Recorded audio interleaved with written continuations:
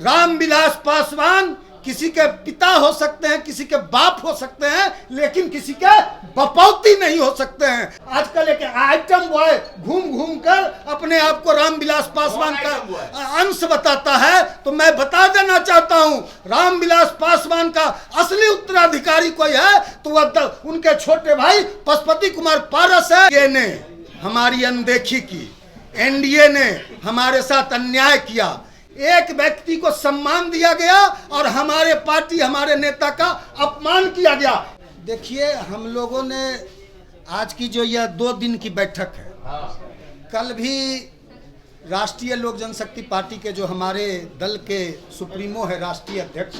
उनके नेतृत्व में कल भी दिन भर देर शाम तक बैठक चली और आज भी 11 बजे से बैठक शुरू है। कल की बैठक जो थी, प्रदेश कार्य समिति, प्रदेश पदाधिकारियों और जितने भी हमारे पार्टी के प्रकोष्ठ के अध्यक्ष हैं बिहार के, सबों की बैठक थी। आज की जो बैठक है, सूबे बिहार के जितने भी हमारे 40 जिला अध्यक्ष हैं पार्टी के और दलित सेना के जितने भी जिला अध्यक्ष हैं, उनकी बैठक है और यह बैठक भी शाम तक चलेगी। यह 2 दिनों की जो बैठक है पार्टी के लिए बेहद ही अहम है, पार्टी के लिए बेहद ही महत्वपूर्ण है। आज और कल की बैठक के माध्यम से हम लोग अपने बिहार में जो राष्ट्रीय लोक जनशक्ति पार्टी के भविष्य की राजनीति है, भविष्य की रणनीति है, भविष्य की जो रूपरेखा है, पार्टी को कैसे मजबूती से हम लोग आगे लेके जाएं, पार्टी को और भी सशक्त कैसे बनाएं। राष्ट्रीय लोक जनशक्ति पार्टी बिहार में पशुपति कुमार पारस जी के नेतृत्व में एक बड़ी ताकत बनकर बिहार में कैसे उभरे। 2025 का विधानसभा का जो चुनाव है उसमें मात्र कुछ चंद महीने बचे हैं आचार संहिता लगने को। 2024 समाप्ति की ओर है, 2025 में चुनाव होना है। अगस्त और सितंबर में बिहार में आचार संहिता लग जाएगा,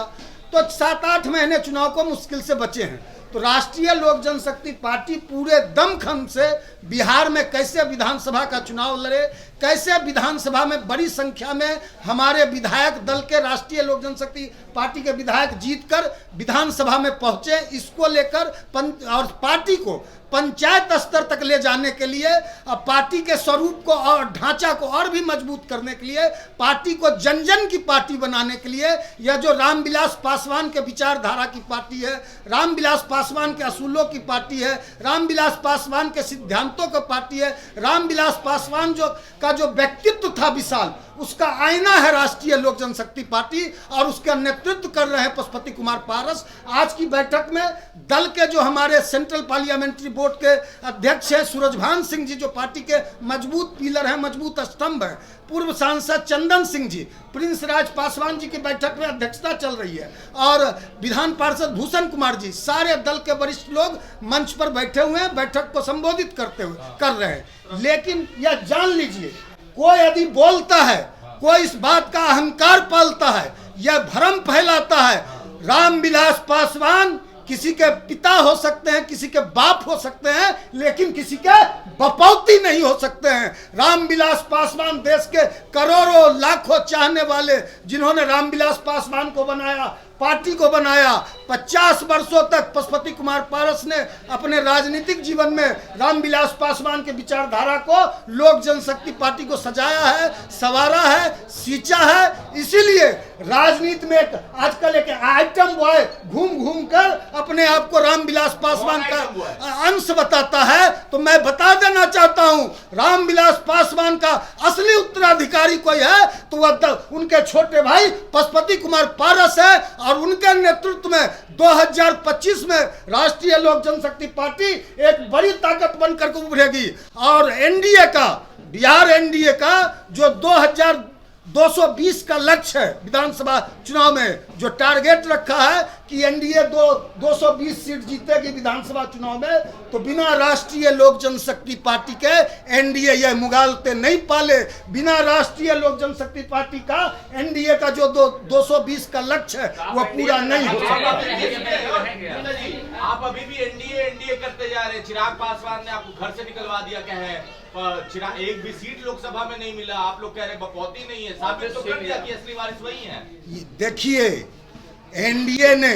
हमारी अनदेखी की, एनडीए ने हमारे साथ अन्याय किया, एनडीए ने 2024 के लोकसभा चुनाव में एनडीए के जो शीर्ष नेतृत्व दिल्ली में बैठे हैं, उन्होंने पशुपति कुमार पारस जी को विश्वास में लिया। उन्होंने पशुपति कुमार पारस जी को भरोसा दिलाया कि आपका दल का सम्मान रखा जाएगा, आपके दल का आगे आप लोकसभा चुनाव में हमको मदद कीजिए, नरेंद्र मोदी जी को तीसरी बार प्रधानमंत्री बनाना है, यह बड़ा लक्ष्य, इसमें मदद कीजिए, आपका आगे सम्मान रखा जाएगा। लेकिन एक व्यक्ति को सम्मान दिया गया और हमारे पार्टी, हमारे नेता का अपमान किया गया। एक व्यक्ति को जिसने कहा था नीतीश कुमार को जेल भेजेंगे, जिसने 2020 में एनडीए को कमजोर किया, जिसने कहा कि हमने नीतीश कुमार को तीसरे नंबर की पार्टी बना दिया, उसको सम्मानित किया जा रहा है, उसको पुरस्कृत किया जा रहा है, हमारी पार्टी को, हमारे नेता को तिरस्कृत किया जा रहा है। लेकिन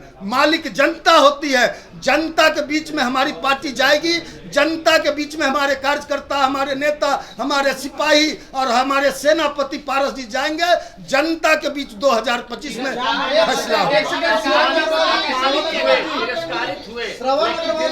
आप कह रहे हैं कि जनता मालिक होती है और लोकसभा विधानसभा दोनों का मिला, अब जनता के पास गए कहाँ? हमने कहा ना कि 2024 में हमारे 5 सांसद थे, 5